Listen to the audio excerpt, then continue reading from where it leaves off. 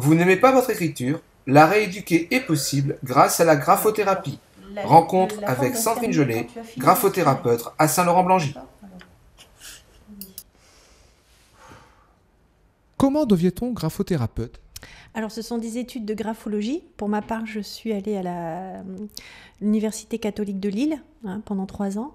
Et ensuite, il y a une spécialisation graphothérapie, donc spécialisée dans l'analyse de l'écriture de l'enfant et du dessin. Donc avec un mémoire de graphothérapie à la fin. Donc validé par la Société française de graphologie. Les enfants vous sont amenés par qui et pour quelles raisons?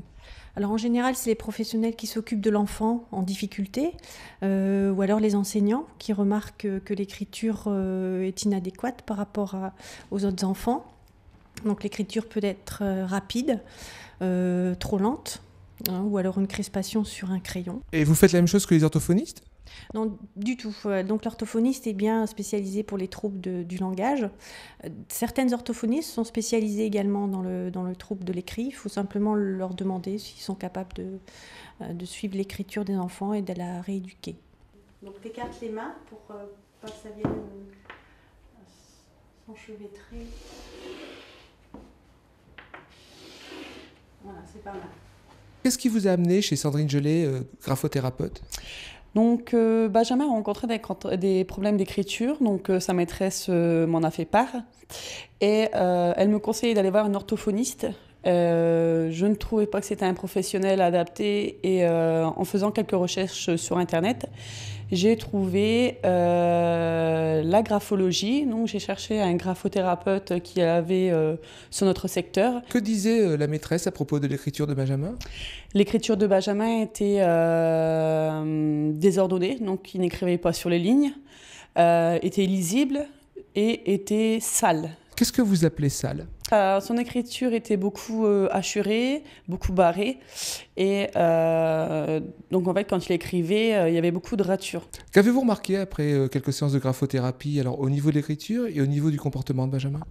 Donc, l'écriture de Benjamin était beaucoup plus propre. Donc, était bien, écrivait correctement sur les lignes et était mieux structurée, en fait, son écriture. Et là, son écriture devient aussi lisible. Au niveau du comportement, Benjamin s'est quand même adouci au niveau caractère, qui était quand même un assez grand bagarreur. Donc là, au niveau caractère, c'est quand même bien adouci.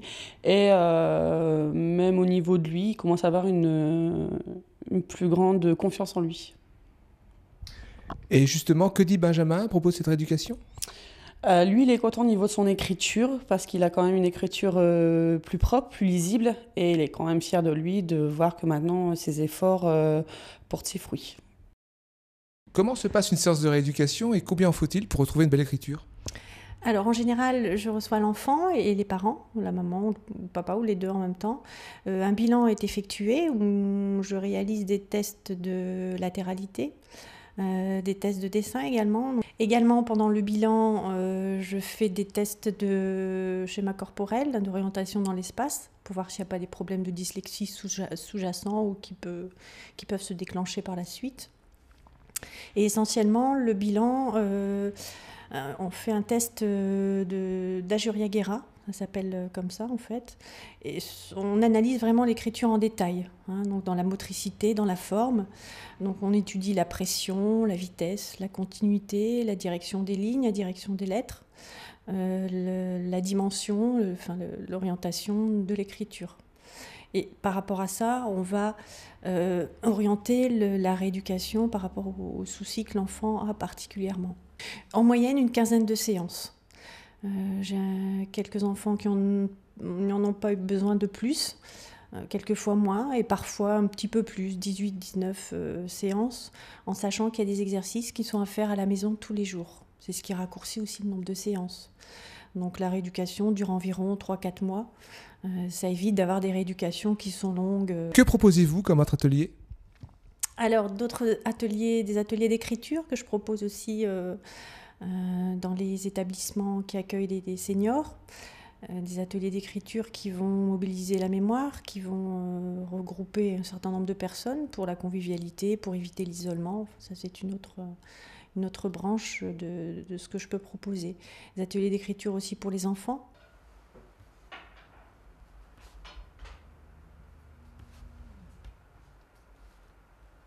Benjamin, qu'est-ce que tu en penses de tout ce que tu fais? Bah, ça m'apprend à mieux écrire et ouais, je comprends mieux mon écriture qu'avant. Je la comprenais presque pas. Et ton écriture de maintenant, par rapport à l'ancienne, elle est beaucoup plus belle? T'es beaucoup plus fière? Oui, je suis beaucoup plus fière que celle d'avant. Bah, j'écrivais mal et celle maintenant, bah, j'écris bien. Et en graphothérapie, quel investissement demande-t-on de la part de l'enfant? Alors l'enfant déjà doit être volontaire pour venir, pour continuer les séances. Bon, pour venir, il peut éventuellement avoir une non-volonté pour venir, mais c'est le but aussi moi, de les motiver, de les valoriser pour qu'ils puissent continuer la rééducation. Et surtout aussi un investissement des parents. On demande beaucoup des personnes qui entourent l'enfant, de l'enseignant également. Donc c'est vraiment une réussite tripartite, je dirais, avec l'enseignement, l'enseignant, l'enfant et puis les parents, la personne qui entoure l'enfant au quotidien. Avez-vous des conseils pour avoir une belle écriture? Alors une belle écriture, j'aime pas trop ce terme-là. En fait, quand l'enfant aime écrire déjà, c'est déjà le plaisir d'écrire, c'est important pour un enfant. Il faut qu'il y ait une écriture lisible. Une écriture claire, que la vitesse soit adaptée à la demande de l'enseignant. Et donc, ce que je peux proposer éventuellement, c'est également changer un instrument graphique. Donc, il y a des instruments graphiques qui sont recommandés. J'en ai un là, je peux vous le montrer. Donc ici, c'est un stylo ergonomique pour droitier, en fait, qui épouse bien la forme de la main. Qui va donc déstresser la position des doigts. Quand l'enfant tient mal son stylo, ça peut permettre de repositionner correctement les doigts. Donc le crayon de marque Friction, qui est pas mal, avec un tracé assez velouté. Les enfants aiment bien, en plus il y a une gomme au bout. Donc ça c'est intéressant. Il y a d'autres crayons aussi qui sont intéressants avec la gomme qui se positionne sur le bouchon. Et puis aussi des crayons de genre là avec des encoches pour bien placer les doigts. Donc ça on trouve ça dans les librairies en général. Également comme petit livret intéressant pour les enfants qui ont du mal à écrire, donc c'est spécialisé dans l'écriture, donc les livrets graphilettres qui se trouvent dans les librairies. Donc il y a différents niveaux qui vont de la grande section jusqu'au CM2 et même au-delà. Donc graphilettres chez Magnard, ils sont très, très bien confectionnés avec des exercices d'écriture pour améliorer le geste graphique. Quels différents types d'exercices proposez-vous? Alors, avec un public adulte et avec un public enfant, on essaie d'adapter les exercices selon les difficultés. Un enfant, s'il écrit trop lentement, on va faire des exercices de rythme, en musique parfois. Là, ici, concernant monsieur qui est ici, on fait travailler l'hémisphère gauche, l'hémisphère droit du cerveau. Donc, on fait travailler les deux mains, parfois en même temps, ou l'écriture à l'envers, là, comme un exercice que je vais faire à monsieur.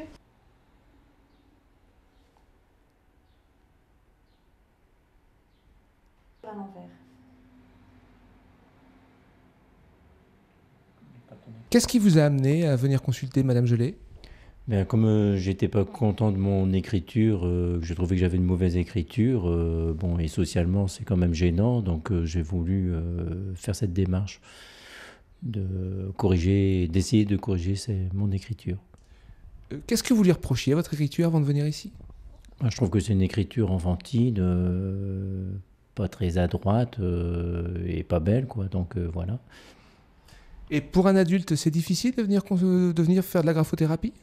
Alors ça a été très difficile de faire le pas, j'ai longtemps hésité. Et bon, c'est vrai que c'était très dur et bon, Madame Gelé m'a mis en confiance assez rapidement parce que la peur du jugement et bon, c'est vrai qu'à un certain âge, à l'approche de la cinquantaine, j'allais dire, ça fait un peu bizarre de ne pas avoir une bonne écriture, quoi. Ça fait combien de séances que vous faites avec Madame Gelé? Là, ça va être la 11e aujourd'hui, je pense. Et vous constatez une amélioration? Petit à petit, mais bon, c'est relativement long. Des fois, j'ai l'impression de stagner, donc bon, je me demande toujours combien de séances encore je vais faire, si je vais continuer ou pas, quoi. Mais voilà, disons que Madame Gelé m'encourage à continuer parce qu'il faut voir sur le long terme, paraît-il. Sur vos murs, il y a de superbes lettres calligraphiées. Pourquoi l'écriture a tant changé depuis une centaine d'années ?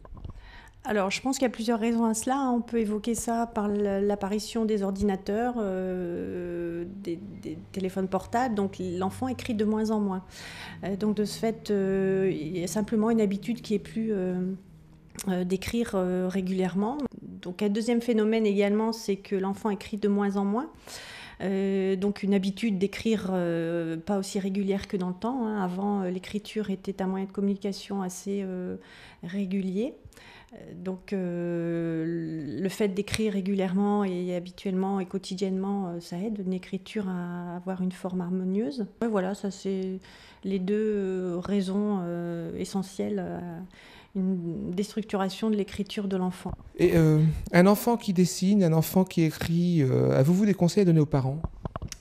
Alors justement, Françoise Dolto disait qu'un enfant qui écrit, quand il a du mal à s'exprimer, ça l'aide justement à se sentir exister par le dessin, par l'écriture. Donc toujours valoriser ce que dessine un enfant, ce qu'écrit un enfant. Ne jamais déchirer un dessin ou un écrit qui peut vraiment le frustrer et le dévaloriser. Et c'est assez castrateur, c'est assez violent quand même. Donc toujours valoriser un enfant dans ce qu'il fait, même s'il a une mauvaise écriture, toujours être positif et toujours lui dire que ça ira mieux, que c'est un passage et qu'il peut y avoir une plus agréable écriture par la suite.